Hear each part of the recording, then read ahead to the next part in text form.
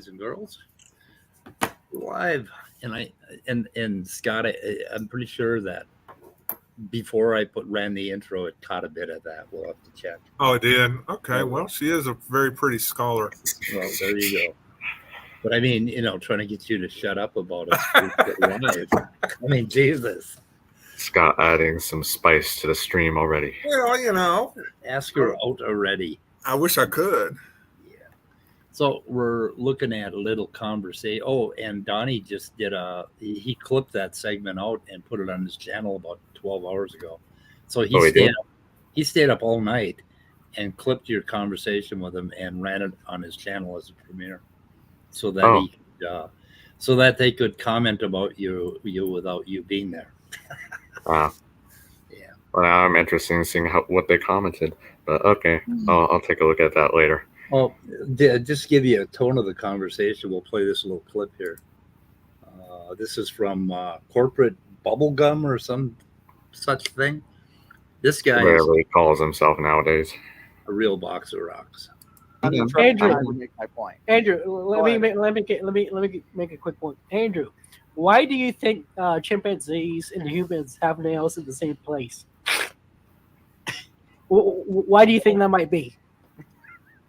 You fucking moron, dude. Well, if you just look at this basic slide, and I understand that Andrew doesn't like this, and that's fine because a lot of evolutionists are willingly ignorant. This for the audience, because this is for the audience. There's a lot of evolutionists that are just not willing to change their mind. Andrew is pretty much now argument there is not applicable to specific genetic elements, and I explained why earlier. Okay, listen. Plus, he was just doing on ad hominem against you.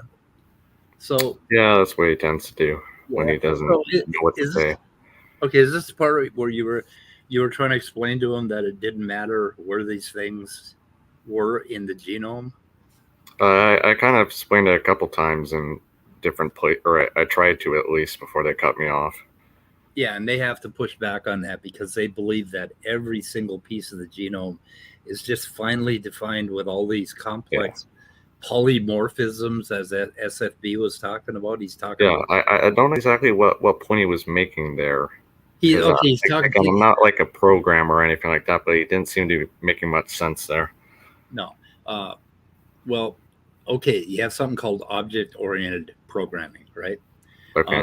So what you do is you create a class. Like I'll create a mammal class, okay, mammals, and I'll define that class. I'll call it mammals, and I'll define it as having hair, mammary glands, and what else do we need for mammals? Sweat glands. No, maybe not. No. Okay. Yeah. Sorry. Before you go on, I see Dr. Dan's in the chat. I need to say something. Okay. Let's see. Should I watch the thing with SFT or was it painfully done? It was pretty out there. Let's just say it was getting heated. Yeah. It was pretty bad.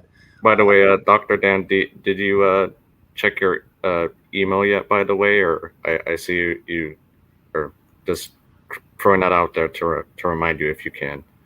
I would greatly appreciate it. Anyway, okay. So then what we do is we can create a child class, as he called it, but you actually call it a subclass. I don't know why he called it a child class. The parent-child relationship, right? That's what classes have. You have the basically the superclass and the subclass. So the subclass we would create would be canines. And with canines, we'd put, long, big canine teeth, and we'd put something else. And then, under canines, we would define Labrador or Poodle. We could have two classes that derive from that, right? And the reason it's called polymorphism is because if I call any function in canine or in Poodle, and if it can't find the function in that class, it'll go up the tree to the parent, and it'll find, okay, say I want the hair function for canines. So it'll go up the tree and it'll say, it's not in Poodle, it's not in canine, it's in mammal. So it'll go all the way up the tree. So that's what he's talking about.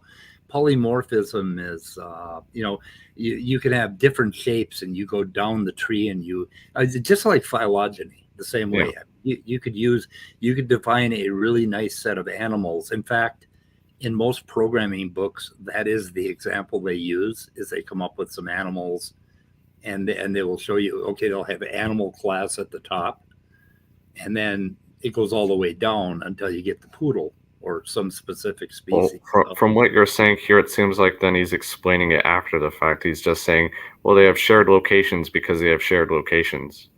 Well, he's almost talking about monophyly, right? Yeah. Like you know.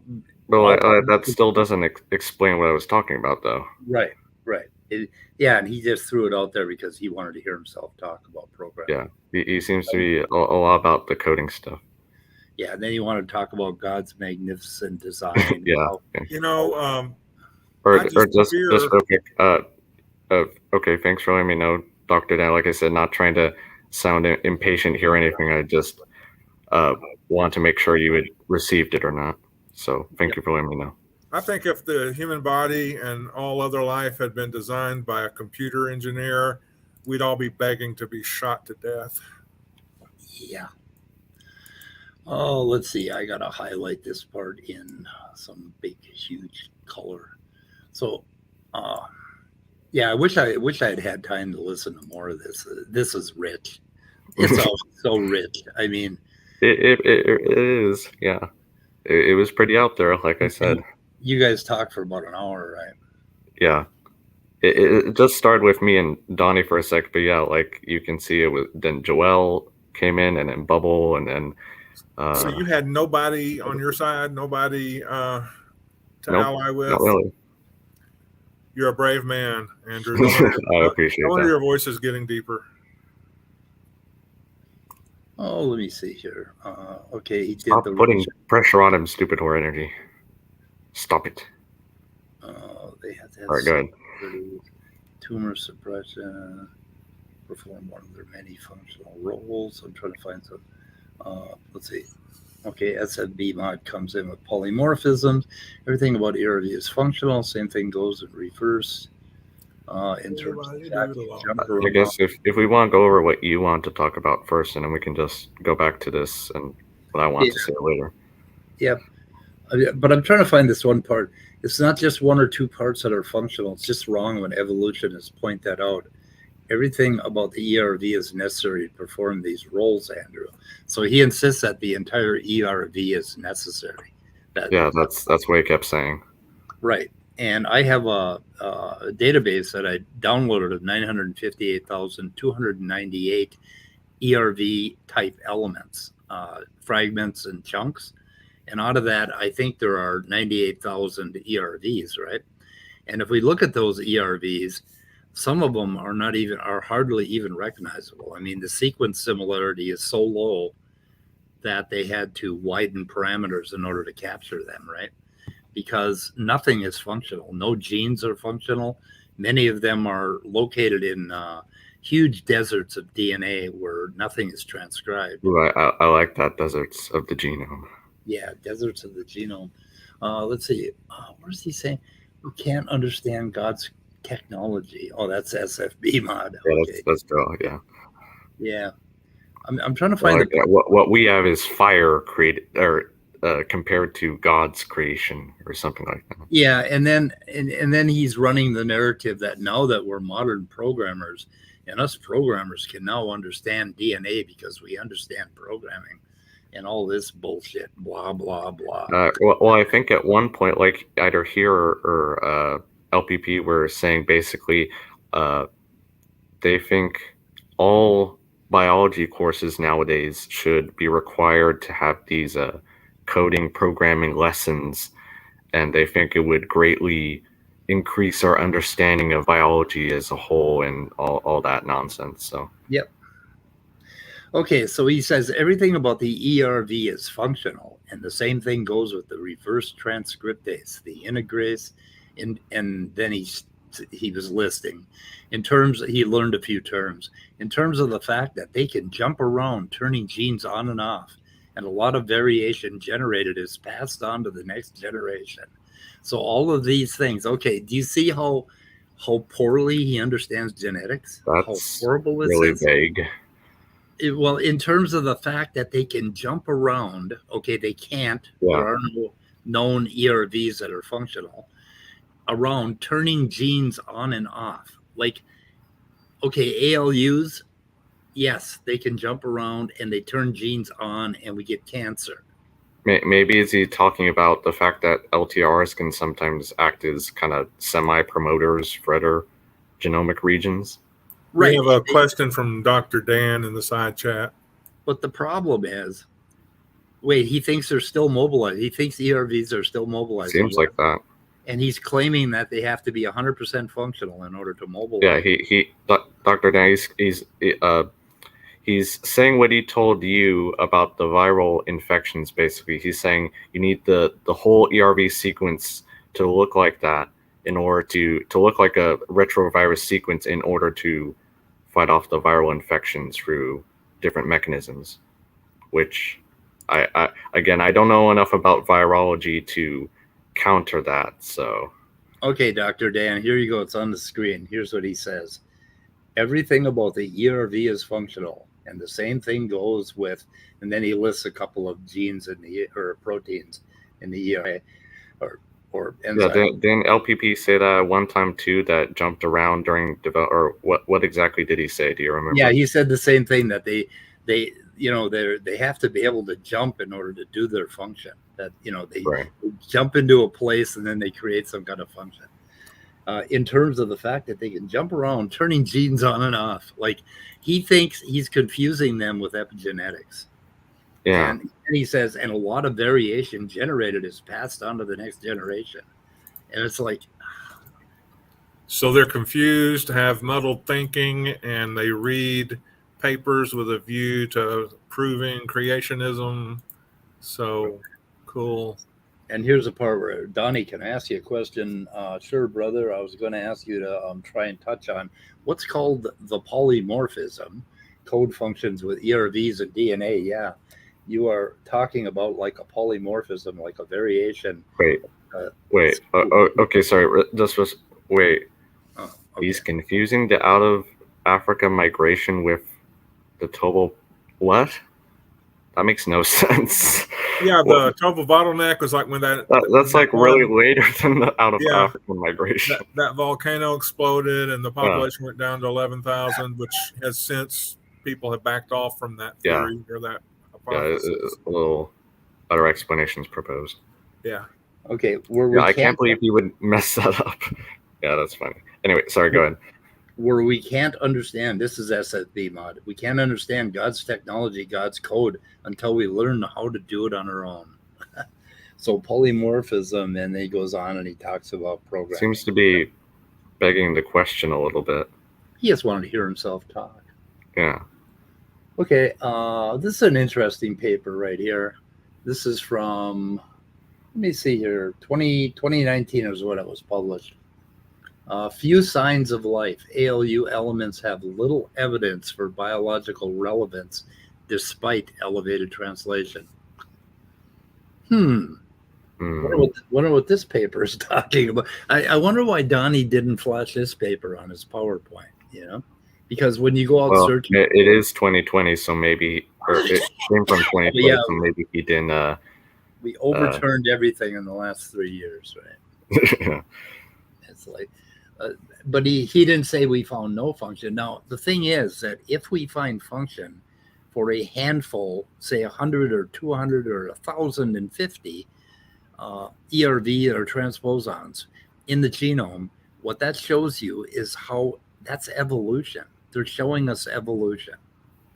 And they don't realize it, but this is evolution.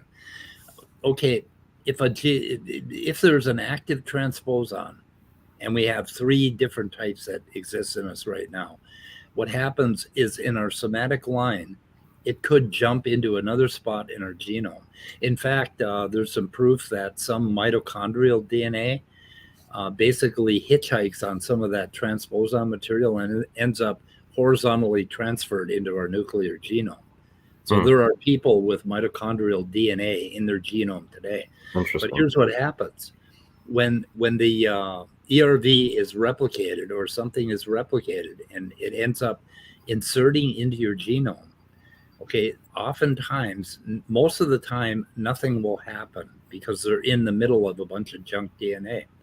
But every now and then, it will cause cancer or some horrendous fucking disease. Yeah. I mean, like it can really screw up things. But Well, I mentioned that too last night, and they didn't seem to talk much about the fact that we do have these ERV insertions that cause a lot of diseases sometimes. Right, and there's a possibility that it could jump into a spot in a cell, and it could have there's a very small possibility it'll have a beneficial mutation in that one cell, and that Right. one cell will basically metabolize better than any other cell. But what happens to that cell? Nothing. It dies with you. Okay, but now if in the germline one of these things jumps, okay, most likely nothing will happen. And that's how ERVs have managed to stick around, because if they kill the organism, they're not going to end up in the future, right? Yeah. I mean, if an ERV does something deleterious, it's going to kill the embryo. Taking some notes from some viruses there. Right. Okay. And then if basically it does not, if it does something negative, okay, it's going to kill the embryo. So, and then it may do something slightly positive, and it may end up in part of that population. Now, if it doesn't drift out of the population and it has some sort of advantage, or if it just happens to stick around for a few thousand generations, yeah, I mean, eventually it will be co-opted, and that's what happened with the placenta. And ERV jumped. And part of that ERV, a very tiny part of it, the envelope with 2 proteins in it, right, ended up becoming part of the evolution of placental mammals. Right. Basically helped with defending against the mother's immune response during placental development. And I think that actually kind of answers your earlier question, stupidor energy, up top. Oh, okay. But I'm missing a lot of the chat. Oh, that's okay. That's essential. Yeah, that's another way to. Which question? This one? No. She was asking, aren't some ERVs essential for development? Yeah. So yeah, like Speed was saying, some are, but that doesn't mean all of them are. Yeah, there's like I've been able to find a handful looking at all the papers, and I've got some tables that talk about function of ERVs. But you got to understand that there are, like I say, I've got a list of 958,298 fragments, and there are 98,000 ERVs, and there are 1.1 million ALUs, right, in the human genome. And you have to find function for every single one of those if you're going to prove that they have a really big, long hill that they got to climb up before they're going to prove that every one of those are functional. Yeah. Well, it gets me thinking, like, sorry, just to go back to what you're saying, like, do they really think that just because all of these elements are transposons that they literally mobilize, like, all the time, jumping around here and there? Like, I hope that's not what they think. Yeah, that's kind of what they think. They think it has. They're confusing it with epigenetics. They think they're jumping around. Like they think they jump and then they do something. That right. They think they jump for a functional purpose, basically. Right. Out of those 98,000 ERVs, none of them have survived mutation so that they can jump at all. They can't. Right. There's lines and signs that jump, but SVAs, where are they? Let's take a look at my PowerPoint presentation. Well, while you're doing that, I guess one thing I did want to bring up in the discussion I had, but I didn't get to, unfortunately, was the target site duplications on either end of the LTRs of the ERV sequence, and how that shows the work of integrase and how it basically the ERV, or the thing that created the ERV, how that insertion worked. And I don't know, do they think that is a functional reason too? Like, that seems pretty hard to get at, basically. Like, why would these repeating flanking sequences have a function? for the integrase, the thing that is the integrase is what cuts the DNA. Okay, Yeah. what picks? Okay, so the transposon will form some sort of a particle with a bunch of proteins and some RNA, and then it becomes imported into the nucleus, right? So it's imported into the nucleus, and then the integrase and a few other things will cut the DNA and insert that copy into it. Okay, the target site, finding a target site, is SFT thinks that target site is a particular chromosome and a particular sequence or an exact location in that chromosome. That's what he Right. thinks. Yeah, Okay? he thinks these are site-specific insertions. Right. And if that was the case, and it inserted once into that spot, that site would no longer be the same, would it? Because you've got an insertion. Well, it would be downstream, but then if it inserted again, it would insert two copies of it, and that sort of happens, but it doesn't happen with any precision, and that's why we have all these overlaps. Right. In my big database of 958,000. Because like the ERVs, they can insert themselves in roughly specific places, but like we're talking regions that have lots of genes or regions that have lots of specific nucleotide bases or non-genic regions of a certain type. Like we're not talking like like specific target sites here. That's not evident from the data. Like even to get them in the to figure out where they insert, you need to do like thousands of repeating trials in order to find out like the general regions they insert themselves in. That's kind of evidence against the claim that they insert themselves in these very specific nucleotide sites. Yeah, and the best I've been able to find is that there are some that'll insert into a CG rich portion of the genome. Right, exactly. Some will find a consensus sequence, and a consensus sequence is not an exact sequence. That's where Cell Cordova always gets it wrong. There might be a C and a G that are really high in a consensus sequence. Which I could pull up a picture if I had a minute to search. But then, you'll have a T or you'll have a don't care, and then and the T will be tiny, and there'll be like a CT maybe. So it could be either a C or a T, but it doesn't really matter if they're not there at all. It'll still pick up on the higher characters on the consensus sequence, the ones that are more important. So it goes right across the top. And it sort of reads, let's see, what would be a good analogy? It's kind of like an approximate fit. Like you find something that, like if you go out and you look at the clouds, you might see a cloud that kind of looks like your mom, right? Right. And you may look at another section of clouds and that one kind of looks like my mom too. Looks more like my grandma. But that's what a consensus sequence is. Right. So they're basically finding sites that kind of have the rough chemical signature that they're I guess they don't have consciousness here, but they're quote unquote looking for. So like if it roughly matches that, then okay, insert here. But there are all kinds of, like I said, all kinds of those regions that would match those kinds of chemical preferences. Yep.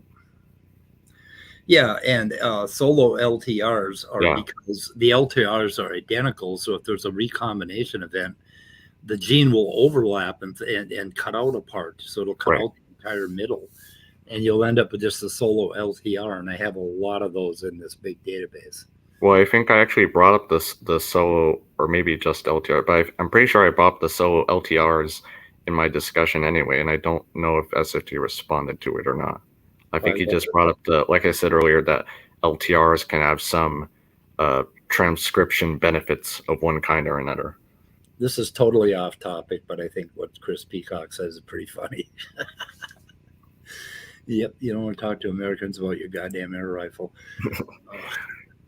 Okay, so where else was I going to go? Okay, I got a little picture on the screen. I don't know how well people can see it, but this is This is from an article, I think, that SFT.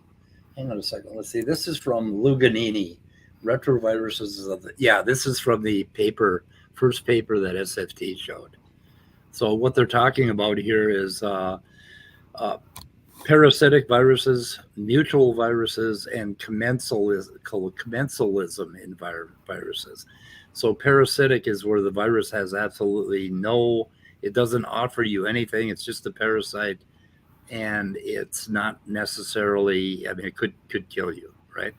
Mutualism is a parasite where there's a benefit to both sides. Commensalism is where there is absolutely no effect on the host, but there's a benefit for the virus, right? Right. So that would be commensalism. And then they're talking about the virobiota, microbiota, and SFT frequently confuses viruses in the virobiota, which are viruses that are in your body that you need, but they're real viruses. They're real separate viruses. They're not transposons, okay? And then down here, they show a really nice diagram of how you name transposons, okay? So we have transposable elements, and 2 to 3% of the genome is DNA transposons. Basically, that's where they cut and paste. That's a nice little graphic. Yeah, and then retro elements, 42% of the genome. So long terminal repeat, yes, okay, you'll end up down on the left side of that diagram. Viral retro elements, 8% of the genome. So that's where your ERVs are. And then do they not have an ENV gene? If they don't, you call them a retrotransposon. And if they do, you call them a human endogenous retrovirus. SFT likes to call them ERVs. They're ERVs. I don't think calling them ERVs is good. And herbs, basically. HERVs, herbs. Okay, then back up to the top where we have LTR. No, that's where you end up with your lines and signs, and that's 33% of the genome. So this is a really nice little graph. And for the audience's sake, the reason these DNA transposons are so much, relatively speaking, so much less common percentage-wise of the human genome than these retrotransposons is basically because what retrotransposons do is they reverse transcribe themselves back into RNA, and then they darn it. I keep messing this up. They transcribe themselves into RNA, then reverse transcribe themselves into DNA, and then insert themselves somewhere else in the genome. So basically they kind of copy and paste themselves. So you're left with the original element and now a new copy, basically. What DNA transposons do is they kind of rather cut and paste themselves. They kind of mobilize themselves and move to a different spot, but you don't end up with these extra copies that you do with retro elements here. So that's the main reason why retro elements dominate so much of the human genome, is because of this copy and paste mechanism. Yeah, because they multiply. They multiply inside of your body. They just accumulate over time. 42% of the genome. So that's a pretty good chunk. And the way they do that is kind of cool because, they get transcribed in the nucleus from your DNA. So a copy is made. It goes out of your nucleus into the cytoplasm, the mRNA from the virus. It finds a ribosome. It transcribes itself into amino acids. And then the protease breaks it up into separate proteins. Then those proteins collaborate to create a particle. And that particle grabs the mRNA that it made itself with. So the proteins grab the mRNA that made them, and they incorporate it into this particle, and that particle is imported back into the nucleus where they do their integrase and cut and paste magic. And the other thing is that they have these TSDs, or what the hell does TSD stand for? On each side, there's like target site duplication.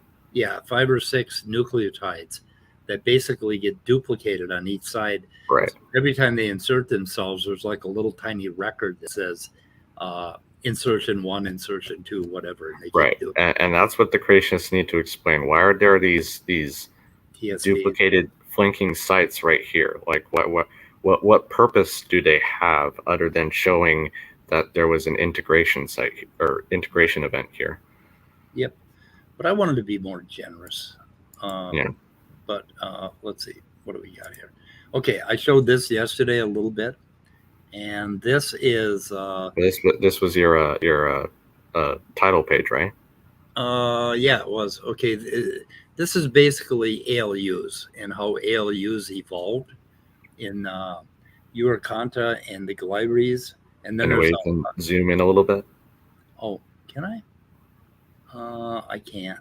Well, Oh. I can do this. I can make me bigger and get rid of you guys, but that's about the best I can do. Oh, okay. Let's see. So anyway, this master branch here is what you are Contiglyries all together, the two together, and then it goes down. We split into rabbits and rodents, and up here we're more highly related to Dermoptera and Scandentia, what are those flying squirrels and other weird little primates. But anyway, it shows. Now the interesting thing about ALUs is ALUs were not viruses that got into our genome. ALUs are mutated copies of a piece of RNA called 7SL that we need in order to put proteins into the endoplasmic reticulum. So it's called a signal recognition particle, right? And so this little tiny piece of RNA happened to have homology with these viruses. So it's almost like way back billions of years, there's a possibility that they both evolved from the same chunk of RNA, but then they split. And of course, the 7SL had a function in all of the eukaryotes, right? Well, then the line came along, and the line was an actual insertion of a virus in the past.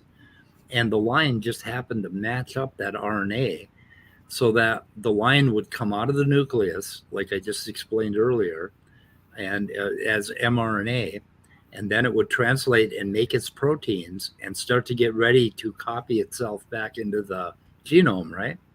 But the sign, or the 7SL little monster, the ALU, stole it, just ripped it off, and got in there instead because it had some sequence homology. So it pushed the line out. So the mRNA that actually created the line is not what got copied. It was rather this 7SL. And the ALUs turned out to be so powerfully, they were so good at stealing the line's thunder that they ended up occupying 11% of our genome. And of course, they were co-opted into some functions in primates. But they're primarily in primates, these ALUs, or in these Eukaryotic Glyries. Is that how you say that? Glyries or Glyries? So that's where you find them.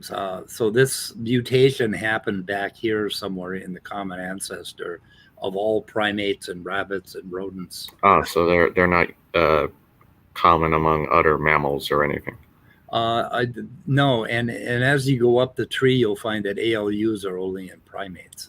Okay, in Scandentia, they have these 2 type, which are the first signs I think that they discovered, and then in rodents you have the B1s, and in mice, and I think you have there's another name for rats. And anyway, and we can trace this lineage and show with these create a wonderful phylogeny, basically. And it's probably the most useful way to sort out this part of the tree is using these ALUs, because when they jump, they no longer need to be intact, and they mutate over time. So we can trace. I think that might show or explain why Ian Chen said they were great evidence for evolution, because now I think about it, if they're mostly unique, these LUs are mostly unique to primates, and we also have them, that kind of shows our common kinship with them. The fact that we share a common ancestor in the past that once didn't have them, but now they do have them, and these other groups don't have them. So yep. And I've got a paper that's named something like that. Evolutionary History of 7SL RNA-derived signs in super primates. Okay, these are, don't they consider Eukaryotes super primates? Or is it just you? I usually hear it, the combination of the two. Okay. So I don't know how common super primates is. I don't hear that as often. Yeah, I'm trying to find the name of the paper. But let's see. I can't. How old is this study anyway? Which one? This particular one I'm looking at? Yeah. This one I thought was from, let's see, is that Lineker? I can find it for you in a minute. I've got it in another, let's see, repeat. Okay. Whole genome analysis of ALU repeats, reveals complex evolutionary history. Let's see, parasite. I'm trying to find the right paper. I'm not going to be able to find it because I suck. Yeah, that's okay. Okay. Let me see if I can find the. Okay, this, you mean this? Okay, this study right here. I think. Okay, they wrote a paper because there was this problem between phylogeny and between phylogeny and how we classified the species. Basically, there was an issue. There was some issue where there was a contradiction, right? And so they went out and they created a slightly different structure for this evolution with frams and fams and flams, and they resolved that contradiction. That's what this paper does. And I have to scroll down about 500 million pages and find you the name of that paper. And I probably should try to put all these papers in the thing. Replication avail. Okay, so here we go. So that is from Krieg's 2007 Evolutionary History of 7SL RNA derived signs in super primates. I just read the name before, but that's from 2007. And they, and I've been trying to find where this paper was cited, but I suck at doing that kind of stuff. I don't know how to do it. Somebody's got to teach me. And what I was looking for is if they've revised this theory, or if they've probably refined it rather than revised it. Yeah, probably. So they came up with a, or they may have found that they were full of shit and their methodology was incorrect. I haven't looked into it yet. Anyway, so anyway, what is SFT saying? That's what I like. Back to the video. To the video. Well, I'm not sure if we're going to figure that out from the video. Oh. Well, did you have some other timestamps or? Yeah, I do. I got a couple. So let's see. Well, we could start at the beginning of his diatribe, right? Okay. And you want to take off full screen just to see? Oh yeah, okay. Everyone present. Are we? Oh my God! There we go. Here, hi Scott. Why, hello. Hello. Are you Where following? did you come in? Okay, Scott has to take a test after this is over to see if everything that we said made it through to the audience. Oh, you mean I'm supposed to be listening to y'all? Yeah. Ooh. No, actually, I was looking up that form you can fill out and pay and get a pre-order copy of Dr. Josh Bowen's Atheist Handbook to the Old Testament Part 2. I put a link to it, to the form, in the side chat and the private chat. So anybody who wants to get in early on the Atheist Handbook to the Old Testament Part 2. And if you've already got Part 1, you really want to get Part 2 because, there's nothing worse than having an incomplete set. So what I'm hearing here is that you're having trouble paying attention. I kind of was, and then I had to take care of a couple of PayPal issues from when I did order mine. So I see. So anyway, so there may have been some points where I kind of missed the conversation. I have to admit, to be honest. Rag 1 and Be Rag 2. fully above board and up front. I'm so disappointed, Scott. I'm so disappointed. Well, you know, my mama used to get disappointed in me sometimes too. Ooh, Rag 1 and Rag 2 will reactivate as viruses. They might. I have no idea what Rag 1 and Rag 2 is. Makes me want to Neither sing the do I. song Rag Mop. But We will do a little research on that and find out if he's crazy or not. He may not be as crazy as you think he is. Yep. that's right. Always wear a mask. Yep. Always wear a windshield over your face along with a mask. Yeah. So, yeah. Okay, we could play the video. One thing I wanted to do is try to figure out what they're saying. Okay. Maybe should we try a little bit of that? No, I mean try. So like the transcript. No, try to figure out what they're saying, what their model is, right? I mean, they've got this model, right? What the hell are they claiming? Okay, Adam and Eve were created. All the animals were created 6,000 years ago, right? Okay. So at that time, God put all of these ERVs and ALUs and signs and lines in our genome. Okay. So SFT is saying one of the reasons that he did that is so that it would go out and it would look like a virus was attacking us and trigger our immune system, which is something that kind of happens, right?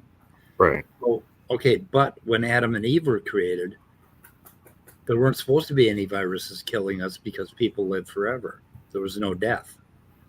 And why were there viruses if there were no? Why were there harmful viruses if there were no death? Maybe God made harmful viruses so that he knew that Adam and Eve were going to fail, and then he could turn them on real quick after Eve ate the apple. Maybe the apple had some sort of virus. So does that kind of show that he knew the fall was going to happen then? It kind of does, but yeah, and that might have some. According to SFT's model, then it kind of does show.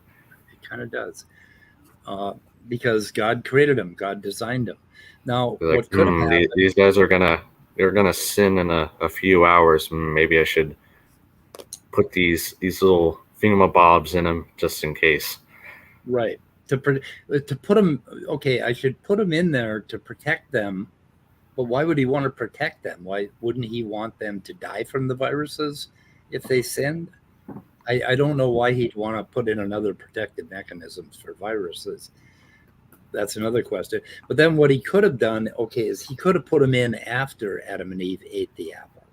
He could have said, okay, I'm changing your genome. I'm going to stick some viruses in there. Maybe you put them in the apple and they got inside them. I don't know.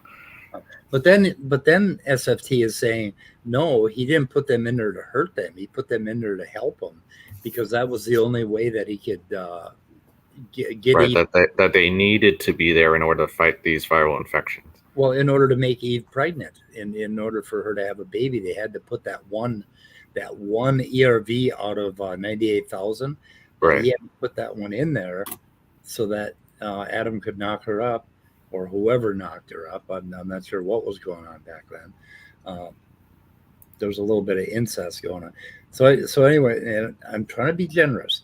Yeah. Okay, so then when did they start duplicating and jumping all over the place? That's what I want to know, because if he put them in there and they randomly jumped all over the place, or stochastically jumped all over the place, how did he know where they were going to go exactly?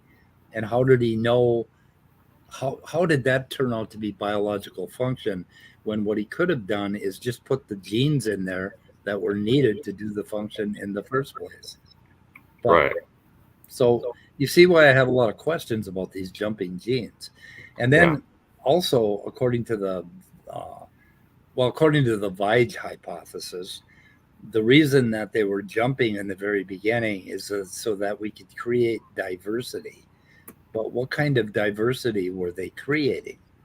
Were they like, okay, if he put them into the cat kind, that came off the ark.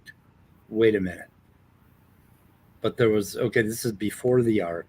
He put them into the cat kind, and then the cat kind could mutate and create lion kinds and tiger kinds and, oh my, bear kinds. And though I don't think they believe that. But anyway, so he put it in there so that when they jumped off the ark, because he knew he was going to have to flood the earth apparently too, they could basically differentiate into multiple species. So that's the Weige hypothesis, that they're variable genetic elements. Okay. But how could he count on where they jumped unless he was actively doing miracles after the ark to make sure they jumped into the right spot to make tigers and lions instead of dead kitties? Because dead kitties are usually what you get when an ERV jumps. Yeah.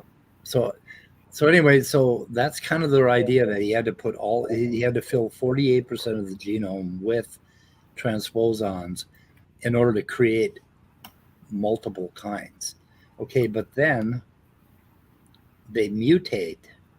But of course, that would be genetic entropy, right? So he puts in these pristine ERVs that are capable of jumping around, and then genetic entropy stops them from jumping around. So then what? We can't die anymore? I'd like him to come in and explain that model in detail to us. Well, the problem is he thinks he's already explained it, but it's just all these contrived mechanisms that go against each other. Yeah, and we can listen to the video and you can see what he's doing. Okay. Okay. So it starts at 2:27. And why can't I pull my iPad up? Maybe I don't need my iPad, because I think I explained the problem pretty well about, we have to look at when God created Adam and Eve, right, humans, and then he used the same tools to create all of these animals. And then 1,400 years or 1,400 years later, he flooded the whole earth.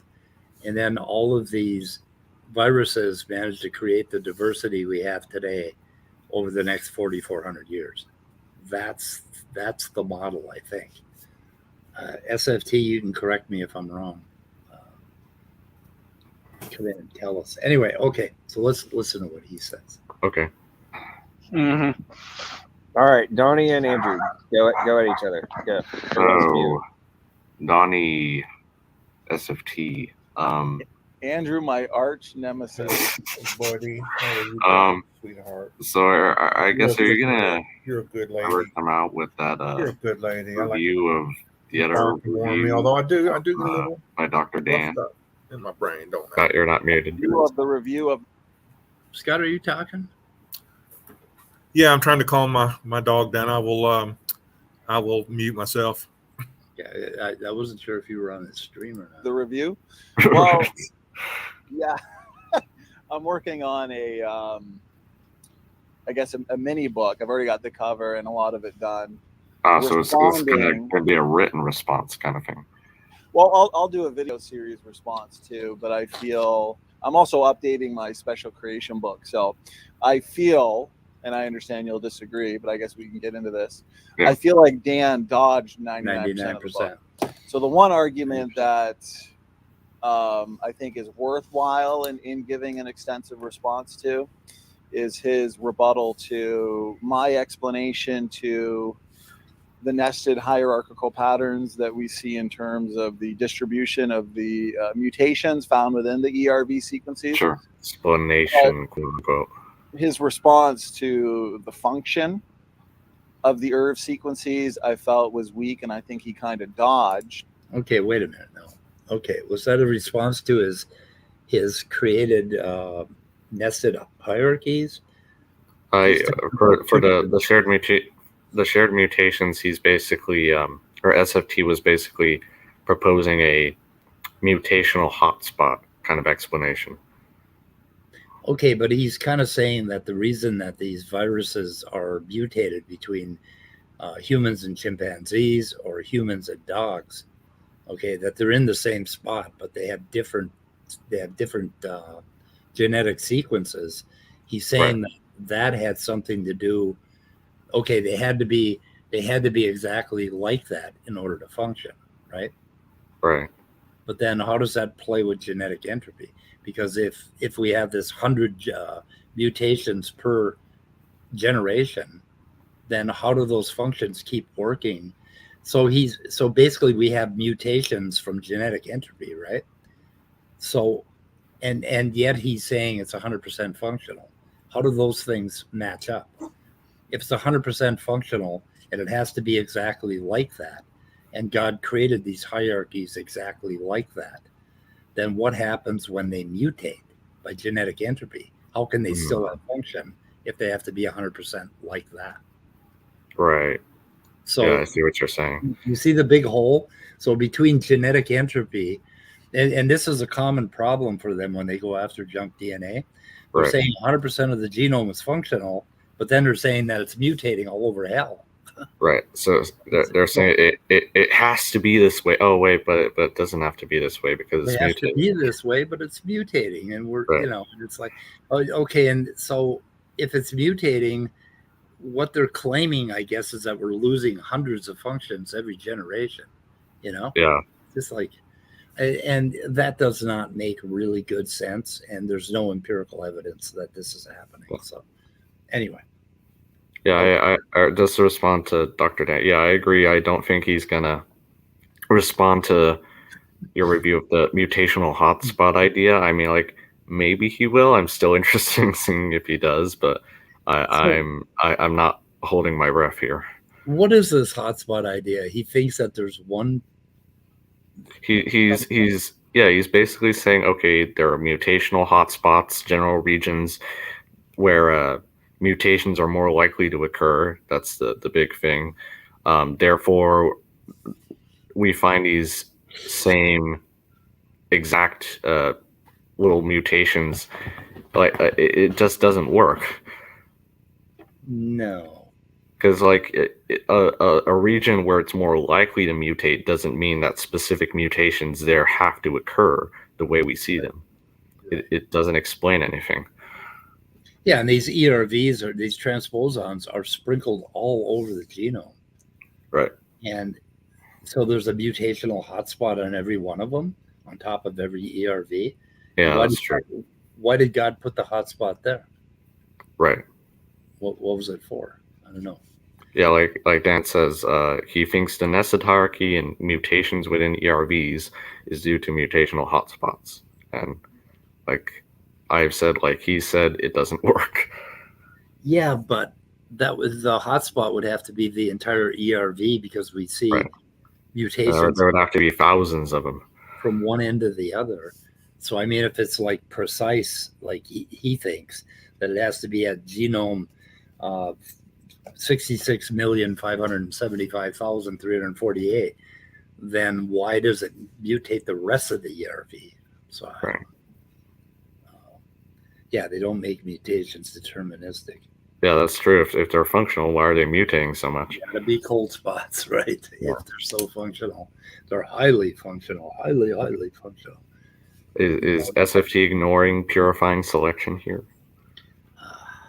I would think so, based on his responses here. Yeah, he's going to avoid responding to this, and he doesn't have the courage to come in here and tell us what his model actually is and explain really in detail what it is.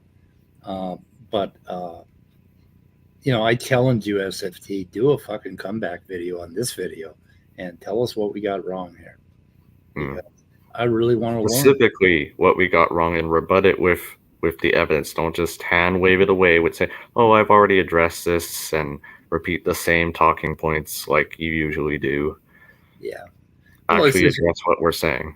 It's all preachy double speak, and he doesn't understand genetics. And he learned a few things, like he learned pro-Paul gag ENV. He learned that.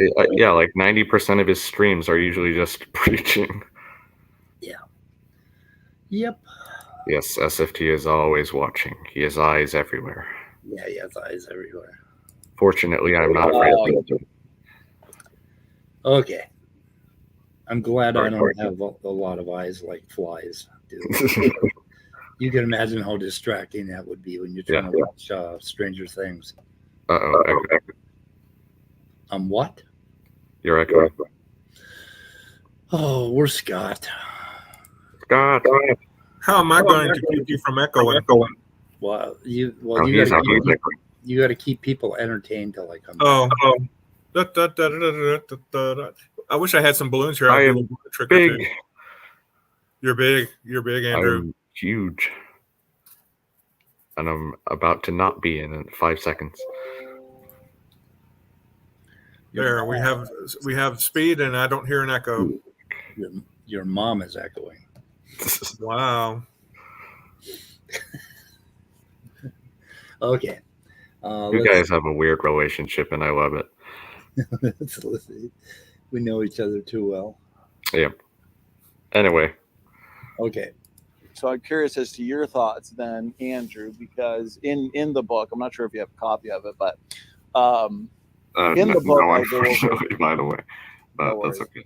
I do. In the book, I go over countless examples, dozens of papers, paper after paper from 2022 that dig into the numerous functional roles of Hey, Dannykins, real quick. nerve sequences. Yep. So when he goes through papers, does he actually analyze the papers, or No, he just clips out not the usually little part that he likes. and it just shows like a paragraph with yellow on it or something? Yeah, often from the abstract. Hmm. I've been reading paper after paper after paper, and I can't find a whole lot of real good evidence for functionality except for just a handful of things. Mm-hmm. And in fact, on one of the paper after papers, let's see, what does it say? Oh my God, I wish I was ready. Anyway, hopefully I'll find it. But they say that they don't know about this virus immunity.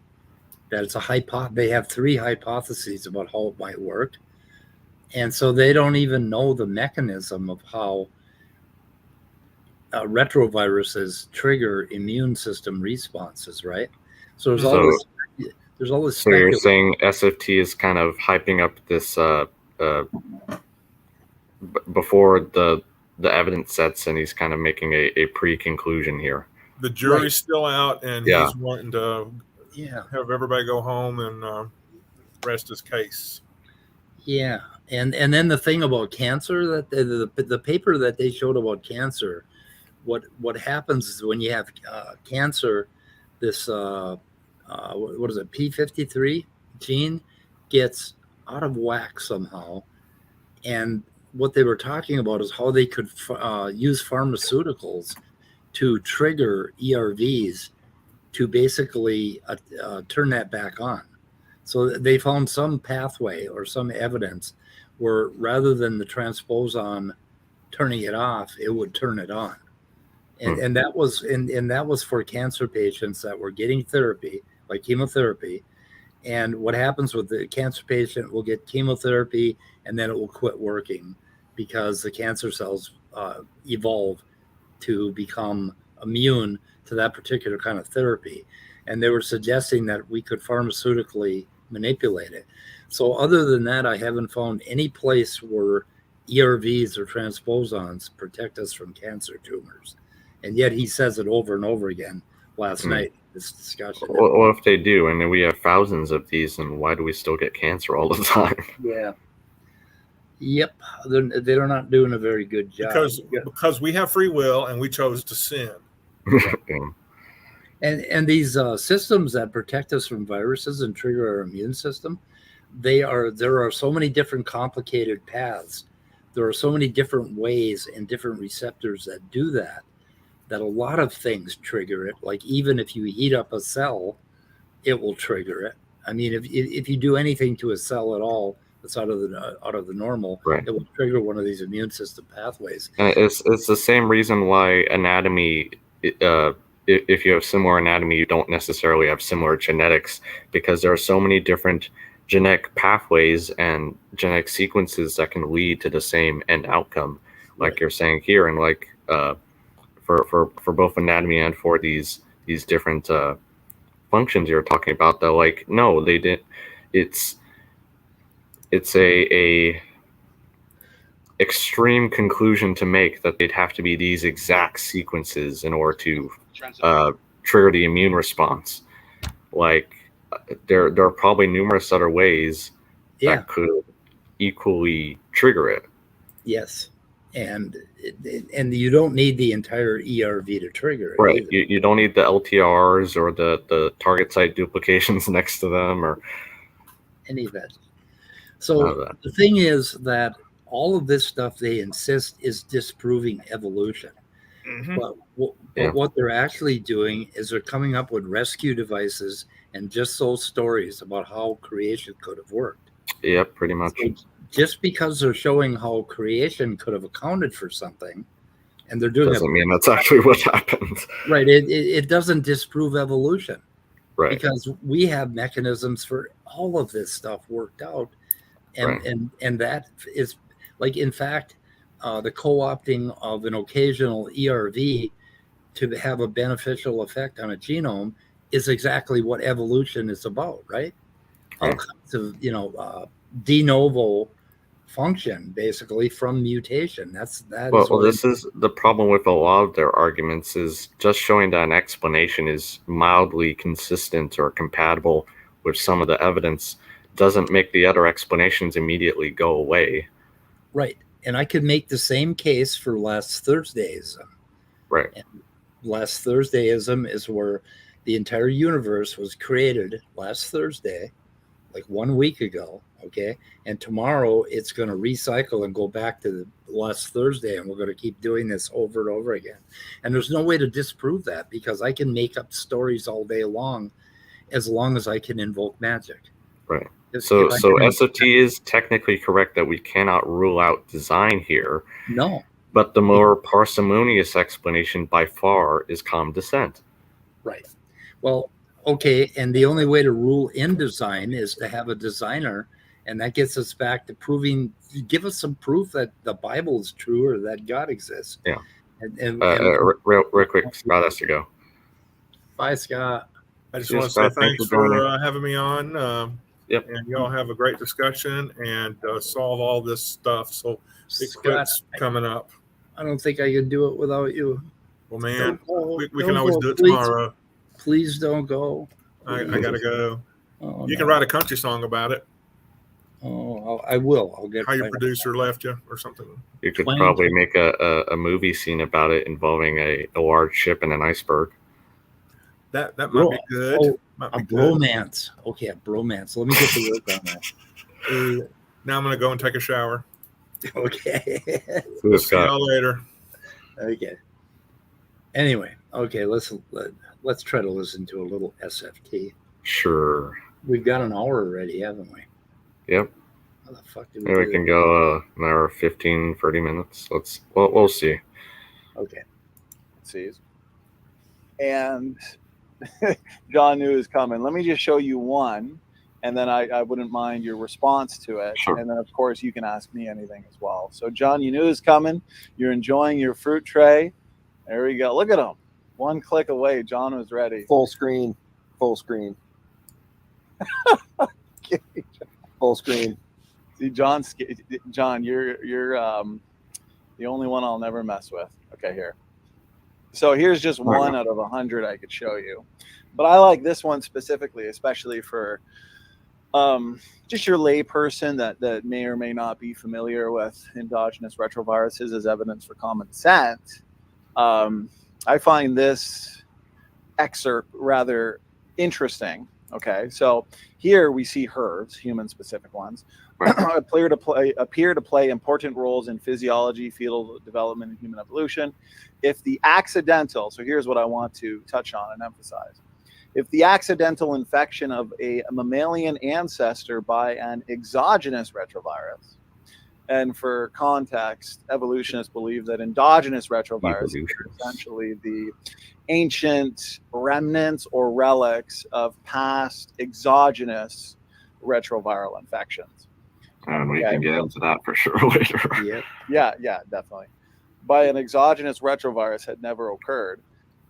The placenta, and don't worry, if we only got limited time here, Andrew, I know you and I were working on setting up like a podcast discussion where we can go. So however long you want to go, I'm willing to go. So the placenta and the mammals that produce it, including humans, notice this, would have never existed. You know, Blah, blah, blah, blah, blah. Okay, so here's a paper. Okay, so does that look like it's from the abstract? Doesn't look like it. Okay, it kind of looks like it's from the abstract, but it's actually from way down in the conclusion. Probably those that have integrated. Let's see. Oh, where is it? Oh, I'm trying to find it. Oh, God damn it. Why have I lost it? What did it start with? As we have summarized in this review. Okay, as we have summarized in this review. So do you see it? Search for the do Control F maybe. Search for that phrase wherever it pops up. Oh, I spelled it wrong. What did I do? Some or some. I don't know what I did. What did I do? Summarized. What the hell? Okay, in this review. So this is Luganini, right? Yeah. Okay. Let's see, briefly. Okay, in this review. Okay. We summarize. Okay, to summarize. Okay, here it is. Okay. As we have, okay, it's way down here in the conclusion. Okay. So that's what he found. And then they go on to talk about, okay, but what he's talking about is evolution. I mean, God, that is evolution. Okay, the chance movement of this ERV in some animals back, before the placenta allowed placental, development. Yeah, you could say the same thing about any other kind of mutation. Yeah, and then he says if it didn't happen, then you wouldn't get that. Well, of course not. That's how. Yeah, it goes on to say the beneficial consequences can explain why HRVs have been fixed into the genome instead of being eliminated over the years. Nevertheless, the endogenization of retroviruses are not without consequences during evolution. The majority of HRVs accumulated deletions and mutations that generally compromise their ability to replicate and produce proteins. So they killed themselves, basically, the ERVs. That's very telling, isn't it, SFT? Yeah. Probably those that have, let's see. In fact, various studies have highlighted an association between the presence of EREs, probably those that have integrated into the human genome more recently, and some rare and incurable diseases, in particular autoimmune, neurodegenerative, and cancer diseases are caused by ERVs. So with all of this stuff where, it's so functional, this paper talks a great deal about when they mess stuff up. And here they talk about the antiviral activity. More than 9 groups of cellular restriction factors have been reported to interfere with the human immunodeficiency virus types 1 HIV, and this is where we could use Dr. Dan. Let's say relative to this, endogenized HRVs can be potentially considered per se as restriction factors, able to exert protective effects against exogenous retroviruses. Okay, and they talk about 3 possible mechanisms have been suggested, but have not been proven. Right. And this is from 2020. So maybe we got to look at 2022, I mean, evolution is overturned every year, right? Anyway, so there's a lot in this paper. And as you can see, I made a lot of notes there. I made a lot of notes, yeah. I guess highlighted a lot of stuff.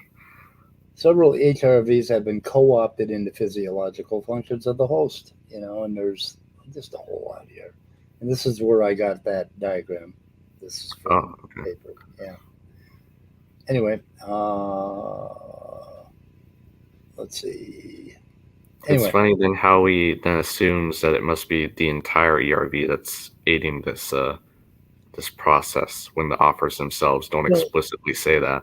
Well, even if you wanted to design a viral function and you made the endogenous virus the same as the exogenous virus, right? All you need is one. You don't need 98,000 Right. laying around in chunks, right? And Or maybe why would they be different sizes and different amounts of right. kind of fragmentation? Why would they have this variation that's so bad that I'm having a hell of a time finding anything in all of these 958,000 fragments that I have? I can't find homology anywhere. I mean, it's Right. really hard to find any homology at all. And when you compare it to an active virus like there was some monkey virus, that squirrel monkey virus, that I downloaded a copy of that, and that one is an active virus, and that has proteins that are all functional, and it's a completely functional virus. I'm having a hell of a time finding any homology with a functional virus and anything anywhere in any genome. So Well, really easy. to kind of drive this point home, because I know SFT likes his analogies. So if you're listening, SFT, let's say I found a rowboat on the side of a beach, okay, and it's flipped over on its side, but it's got a little crack in it, and it's just wide enough to let some rain fall in. And say there's a survivor kind of sheltering inside of it. If a random person went to that island, that beach, and looked at it, do you really think the most reasonable conclusion would be that someone designed that rowboat with a large crack in it to let water in so that the person can drink and the rest of the rowboat to shelter themselves and yada, yada, yada? Do you really think that's a reasonable explanation? Yeah. Yep. Same way, do you really think that these functions that we see in ERVs, that they were put there originally? Because that's what you're kind of saying here. Yeah. Just to make an analogy there. Yeah, and I think I'm coming up on another bookmark here. Oh, I'm coming up on where you start. Every now and then he says, Andrew, what do you think? And can you show me a example of a gene co-op? Put me in the spotlight, yeah. Yeah. I'm a human. I'm a mammal. Yeah. Okay. I like. Oh yeah. I love that part because he just admitted he's a mammal. Yeah, he says he's a mammal. That little, maybe just a slip of the tongue. I don't know, but right, he's a mammal, but he was specially created. Yeah. Right. Anyway, basically, an answer to the question that I frequently ask: are these really the ancient remnants of past viral infections, or are these created units of DNA function? Well, we know that without certain classes of these retrotransposons, we couldn't exist, because they play incredibly important roles in placental and embryological development. So to me, that suggests design. So if we share certain of these with, let's say, the chimpanzee, well, the chimpanzee needs functional DNA elements to assist in embryological development as well. So we would expect to share. As a matter of fact, I pointed in the book, I wouldn't be surprised if all life, right, for the most part, shared endogenous retroviral-like sequences. Well, then you'd be wrong. So basically what they have to do is get my database here from RepBase, go and download all of the ERVs, and then when you're done with that, you can start on the signs and lines and show me that every one of these sequences are functional. So I downloaded just one of them, and I went out and found, and basically I found a copy of it out in human chromosome 16, and it was an exact sequence, right? So this database works with the current genome, the 38 build of the genome on NCBI. And then I found it in the middle of a desert, basically, and way off to the right, way off to the left. To the left, there was one pseudogene, and way off to the right, there was some other little random gene. There are very few genes there. And then I looked at the transcription factors, and they were pretty weak all the way across it. And you would have to take that one segment and show that it's functional. And then when you're done with that one, you can start on the other 958,297 that are left over and show me that they're all functional. And that's what they have to do. You can't show me that 100 of them are functional or 10 of them or 500. And or then extrapolate the rest are functional. Yeah, and extrapolate the rest are functional. It But just I think doesn't. there's a fallacy for that, right? Hasty generalization Yeah, that would be it. or something to that effect. I haven't memorized my fallacies in a while. Yeah, I don't know. I've never heard of that fallacy, but it sounds good. Needle in a haystack. Yeah. If there's a needle in the haystack, then the entire haystack is made of needles. Right. Yeah. Yeah. But yeah, he says, oh, the what does he call it? The not the progression, but the what is he? He has a word for it. Like the writing is on the wall. Now that we found 10 functional ERVs, Yeah. we're gonna find the other 98. The tendency or the trend. Yeah, the trend. I forget what word they use. All the creationists use it. That's probably why I blocked it out of my mind. But anyway, yeah, getting tired. What do you think? You want to call it for the day? Yeah, we can go further. I mean, I'm reading paper after paper after paper. Yeah.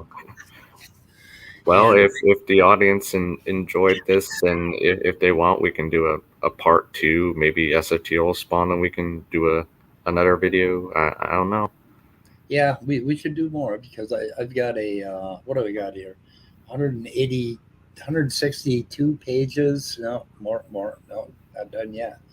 173 pages of PowerPoint on ERVs and signs and lines and signs and lines are something to get further into in ALUs. And then, of course, Cell Cordova, he has this just slam dunk evidence that ALUs are code information in the brain or something.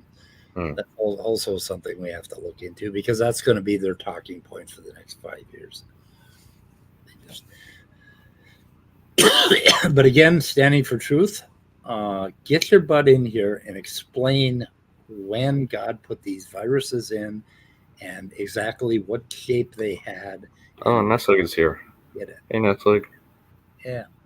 Should we, I don't know, or maybe give it a few minutes, see if he wants to come in and add anything before we shoot in the head? I would love to have Nestleg for the next talk, but if we bring him in now, it's just going to extend us for Okay, fair enough. longer than I want to go. So I kind of want to go out in the yard and kill some shit. Sure. I got to mix some Roundup and kill some shit. You got to let loose that energy. Yeah, that pent up creationist hatred that I have, that hatred of God, because I see, and you can't join anyway. So okay, that works out. I just want to sin. But anyway, I hope I made some sense, and I hope we learned something. So. Yeah. Well, I hope we educate the people out there on this at least a little bit. That's my goal. Yep. And I'm dying to put together the very strongest case I can for creationists as to why these things are supposedly functional and how you would prove all that. So I'd love to see it. Unfortunately, Neslik, I meant to bring that up in the discussion I had with him, but I didn't get to, unfortunately. So maybe next time I'll try again, and I'll get back to you on that. Yeah, I'd like to know more about TSDs myself. In terms, I would like to find some and take a look at them and see what the evidence is. I want to see how they affect the genome exactly. Yeah. God, it's hard to find specific sequence information. I mean, it takes an hour of digging around to find one virus and get to that one spot, check that the sequence matches. And finding these TSDs are going to be challenging. They like to write papers and then they have supplemental information, but they seldom ever give you enough information to actually go and look at what they're looking at without running their software. So it's a little difficult, but it's challenging, and I do like that. I do like that kind of work. So. Cool. Yep. Okay, we're going to shoot her in the head. Thank you for joining us, everyone. Yep. Thanks, everybody. Goodbye, cruel world. Bye.